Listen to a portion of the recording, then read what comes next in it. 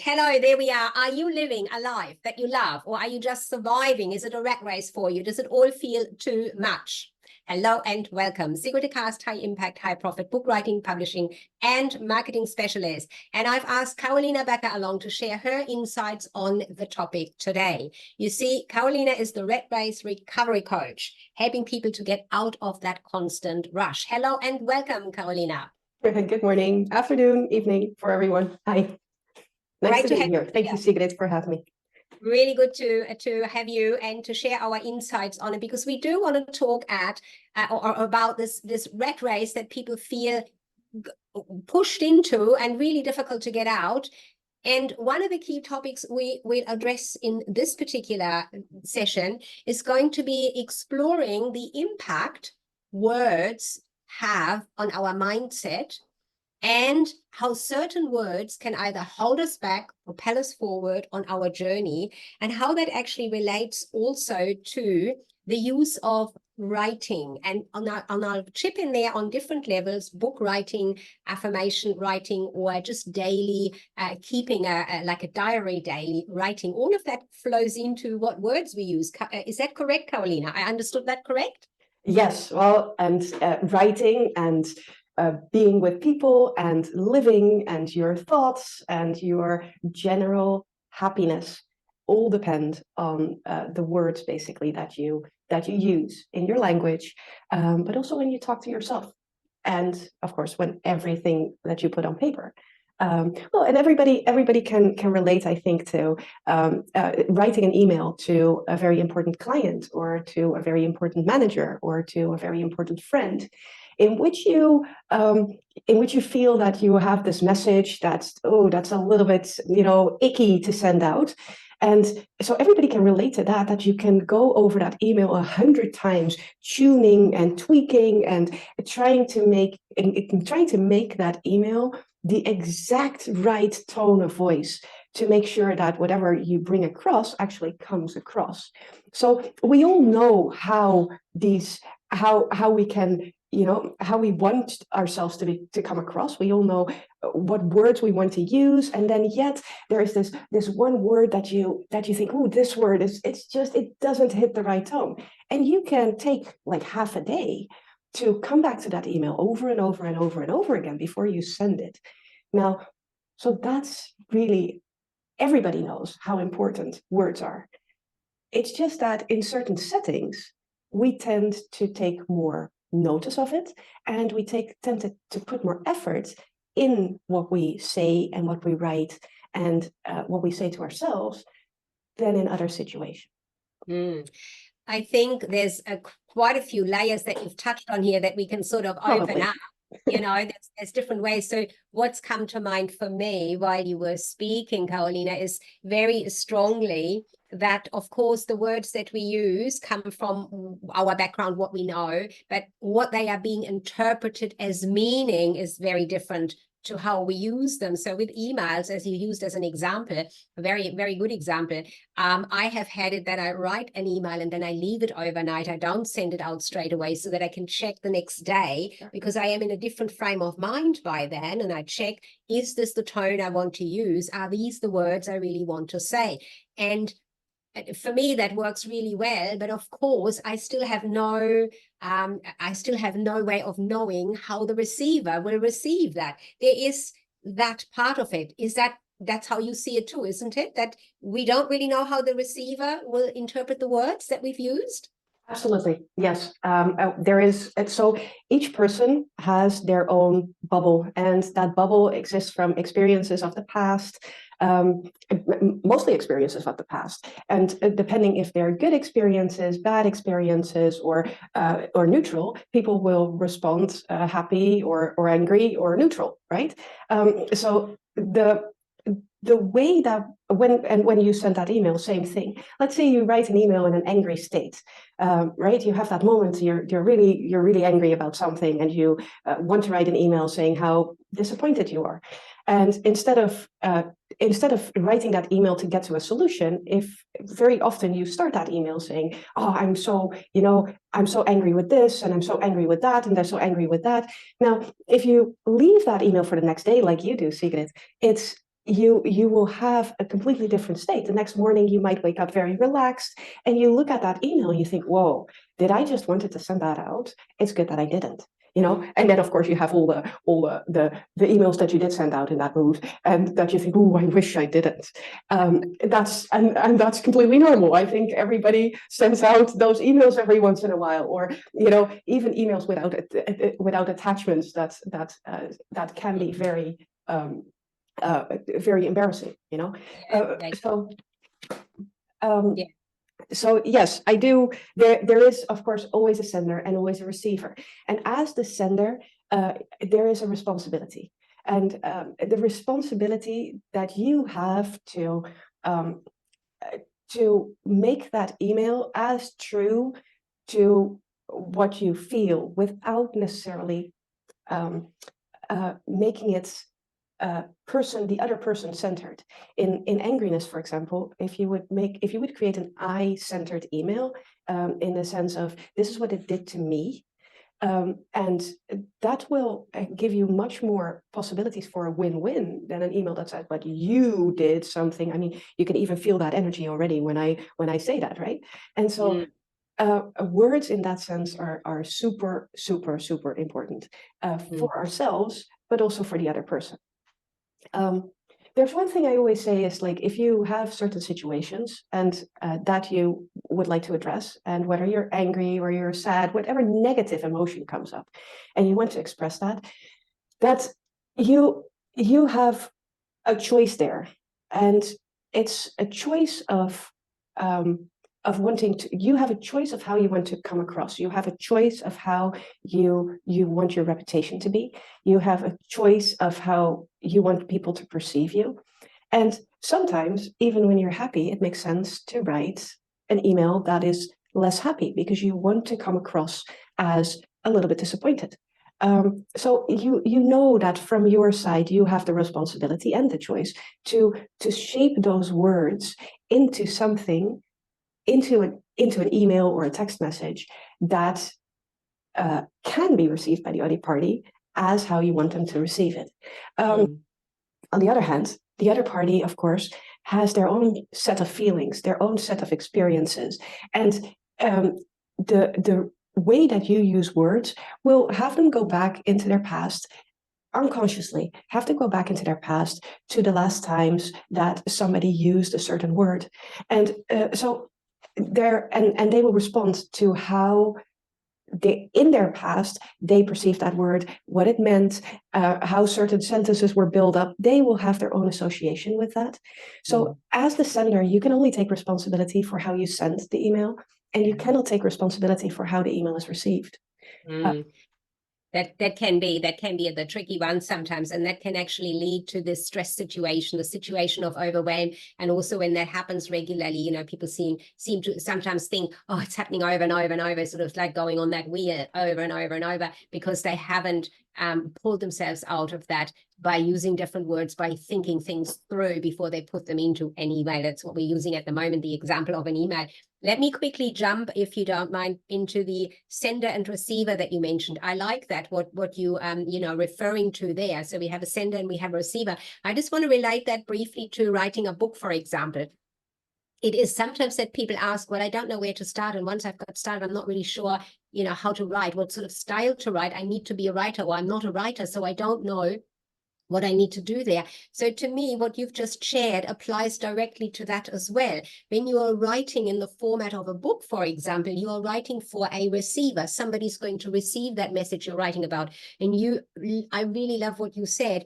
It wants to be I-centered. So when you are keeping it from your perspective directly to the receiver, the reader, on the other hand, you can write in a brilliant style that will be received in a positive way, rather than any other way. And so you can really keep and uplift and up-level your reputation around that, because you're using that I-centered style and you are keeping the receiver, the reader, in mind with that. I think that's brilliant what you shared there. Now, you've also previously said, in your work as well as in the expertise that you have around words, there are certain words that have certain meanings where we actually put ourselves into the cycle of, well, rat race scenario. Tell us more about that, please.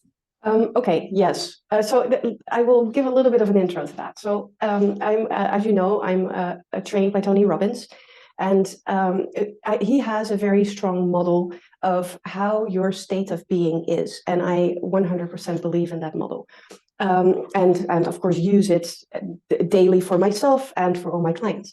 And so his model is basically, it's a triangle, and he says in that triangle there's 3 elements that we as people have that determine the state in which we are, whether it's a happy state, a depressed state, an excited state, a fear state. All these states, they very often touch exactly the same part of the brain, yet we experience them completely different. Now, 1/3 of that has to do with language. 1/3 of how we are, in what state we are, has to do with language. And I can give an example. Some people will be afraid, let's say, of heights. And some people will be excited by it. If you would ask a parachute jumper, are you afraid of heights? They would welcome the height because they want to jump from a higher place. If you would ask somebody that doesn't dare to stand on a ladder, then a height is something completely different, right? So the way that we perceive a certain situation is simply completely different for one person or the other, depending on how you perceive it. Now, that triangle that I mentioned, it has 3 components. It has physiology, so the way you use your body, and I can give you an example. If you look at how if somebody is, let's say, if you walk into a room and there's a group of people there and they just had really bad news, you can see it. And you can feel it, you can see it. There is something there that you can see. And it's a physiology. It's how they have their bodies, how they stand. Because somebody that is confident will stand with their head high, shoulders back, chest forward, will probably have a smile. And that's something completely different than somebody that just had bad news. Somebody that just had bad news is often like this. And they look down, their head is down, their eyes fall to the ground, their shoulders are bent forward, they make themselves smaller. All that physiology. So physiology is what we say is 1/3 of how you feel and how well, if you are feeling happy or if you're feeling sad. And so it's a nice experiment for everybody that is watching. If you at some point feel a little bit not very happy, not very sad, but just a little bit. The moment you start using your body, the moment you take yourself out for a walk, you change your physiology by standing up straighter. There's already a shift in your entire state of being, in the way how you feel. So that's one. So the second one of the triangle, right? So this is component number 1, 1/3. And the second one is focus. And focus, we can if we focus on what we do not want, our brain starts to see more of what we don't want. If we focus on what we do want, our brain will start focusing on where to find that. Because your brain is like a puppy. It's an amazing puppy. It wants to do so well. It wants to listen to you. It wants to, make you happy. It wants to waggle its tail when you come home. That's your brain. Your brain says, I will give you all that information that you want. So if you ask your brain, why can't I do this? Your brain says, oh, that's an assignment. I can give you all the reasons why you cannot do this. And it will start giving you a list. This is all the reasons that you cannot do this. Well, if you say, hey, how do you think I can do this? It will take some getting used to, but your brain at some point will get into that state of giving you those answers as fast as it would when you say, why can't I do it?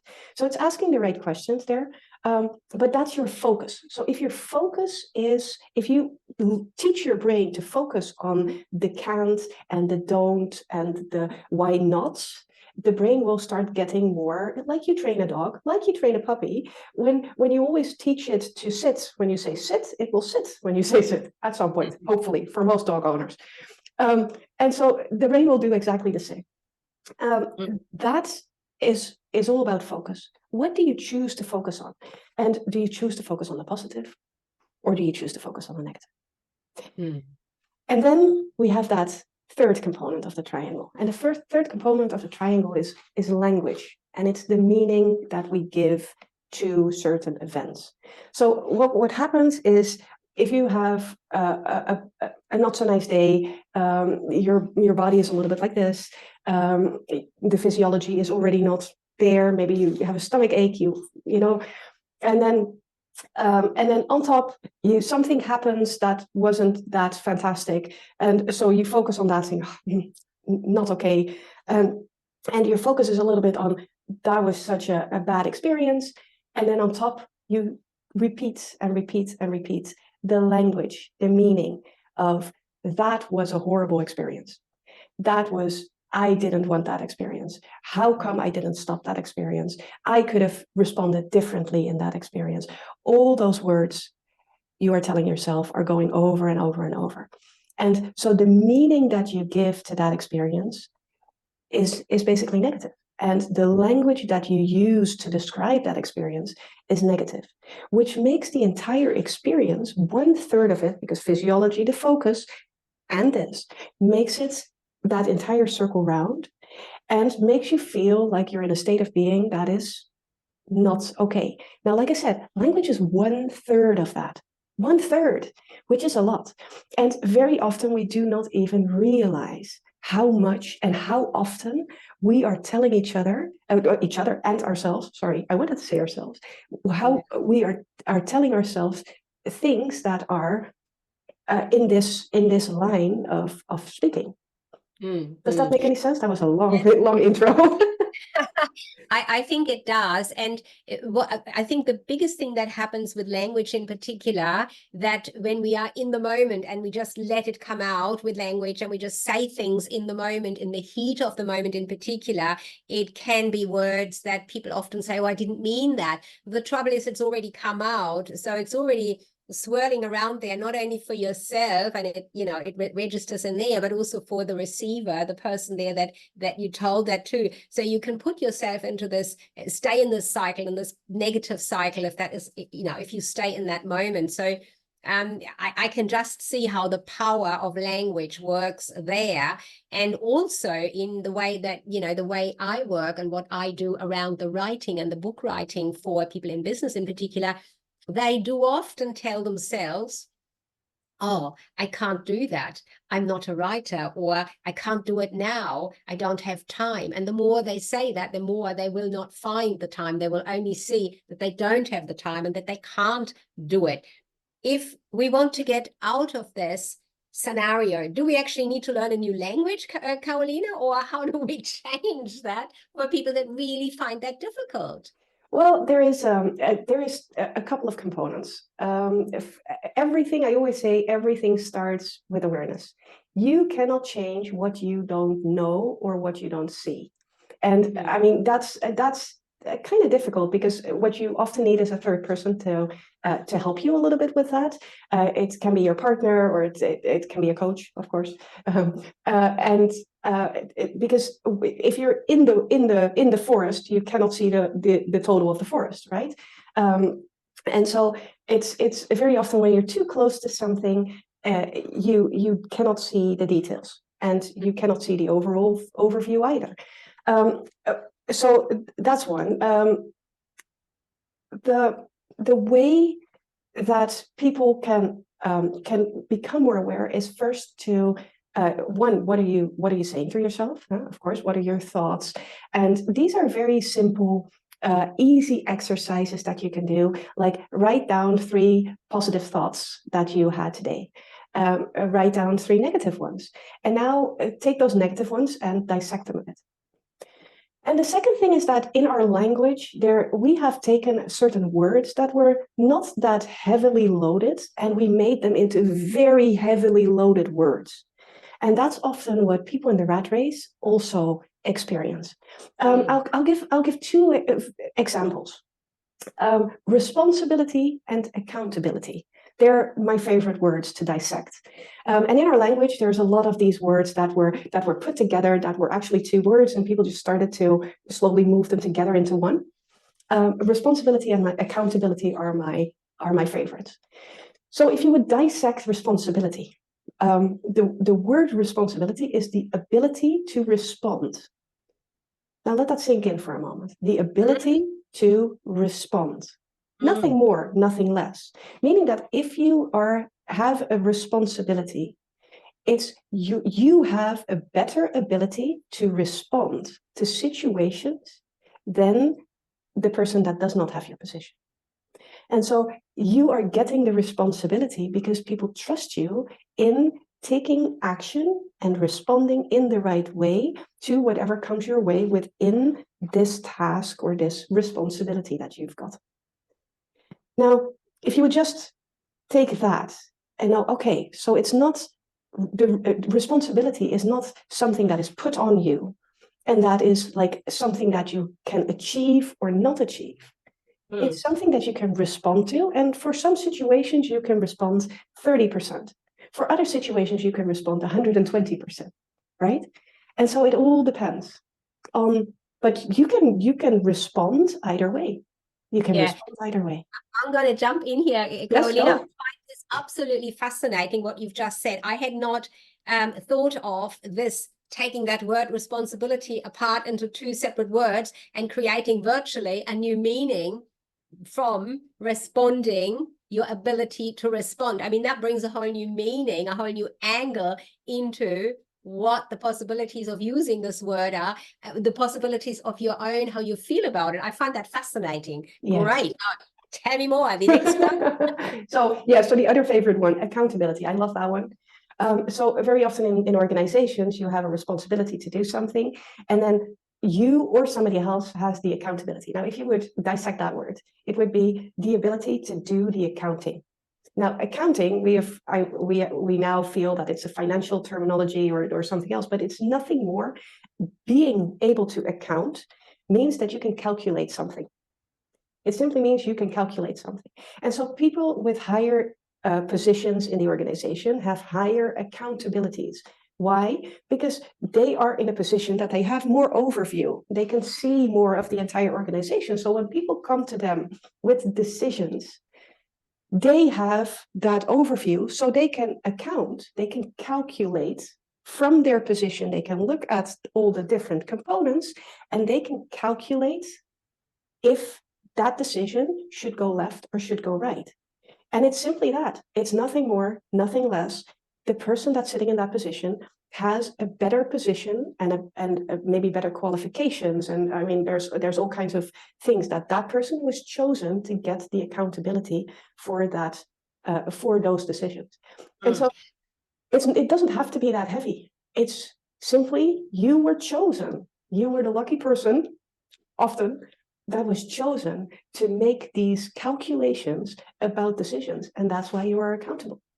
It really is absolutely fascinating to use this knowledge, what you've just shared here, to use that and put that in all the different areas. So you've already framed it within an organization for the person who has that accountability, the person that has that larger view over what is happening and therefore can calculate from their position outwards. Let me use that. I would love to just bring that into the whole book writing scenario, because it just makes so much sense there as well, what you've shared. So the responsibility is nothing more, or is exactly that you are that you have the ability to respond. So putting that into the scenario of writing a book. So if your inner being tells you, you should write a book, this little voice or the voices come. A lot of people say to me that I feel I have, it's telling me, my intuition or something like that, or other people, then you really have the ability to respond to that intuition or what other people are saying about that. And then when you take a look at the word accountability and you dig into it as you have just done, then you can say, yes, I do need somebody who has that larger vision. And that is where you, in your area of expertise, come in as a coach, and myself, with people who write a book, come in as the specialist who can help you take that path from that bigger view that you have in your area, that I have in my area. That is just fascinating, Carolina. Now, let's put that particularly with the rat race, where so many people are so falling into this really negativity around, I'm overwhelmed, rat race, it's just always the same, I can't get out of it. When we talk about that now, or bring this back to that scenario around not the person who has the positioning in the company, but the person who sits at the employee level, how can they apply just those two meanings of these two words as an example for this session today? How can we put those in context for those? Well, it doesn't actually, I do not necessarily connect it to a certain position. Every position in the world has an accountability and a responsibility, and it doesn't even have to be in a company. Even when you are at home, you have a responsibility and an accountability, right? You are responsible to take out the trash.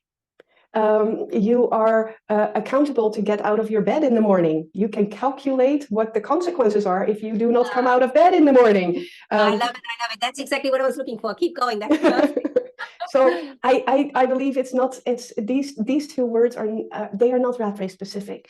And in that, especially in responsibility. So people that, for example, are in burnout, that I work with, their responsibility, their ability to respond is very limited at that particular moment because everything is overwhelming.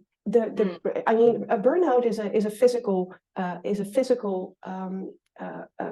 let's say it's something that happens in the brain, and the brain just cannot process all that information. So their ability to respond and their ability to calculate becomes taking a shower, which is amazing. I mean, somebody in burnout that has the ability to respond and get out of bed is amazing. So it doesn't have to be a high level position. It can be in any task, in anything that you do.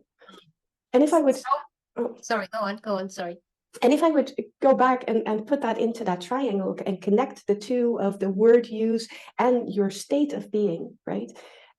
That the responsibility and the accountability in this, I'm going to stick with those two words. I have a whole list of them, but I'm going to stick with those two words for a moment.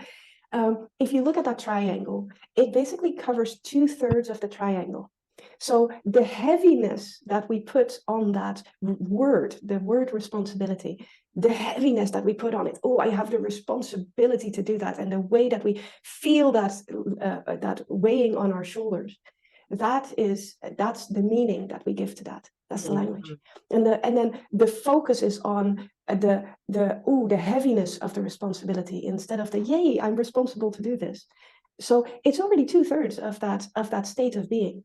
And then if in that responsibility you say, oh, I have to do that or I should do that, because that's often the words that we use, right? And you bend your shoulders forward and you're like, oh, I have to, instead of I get to, you can, that triangle is complete and the circle is done. And then, of course, your state of being for a simple word as responsibility becomes so much heavier than what it really has to be. Fascinating, absolutely fascinating. And I think that is covering a lot for this particular session. We're going to dig into more at another time, because there is so much to digest just from what we have here in this particular part today.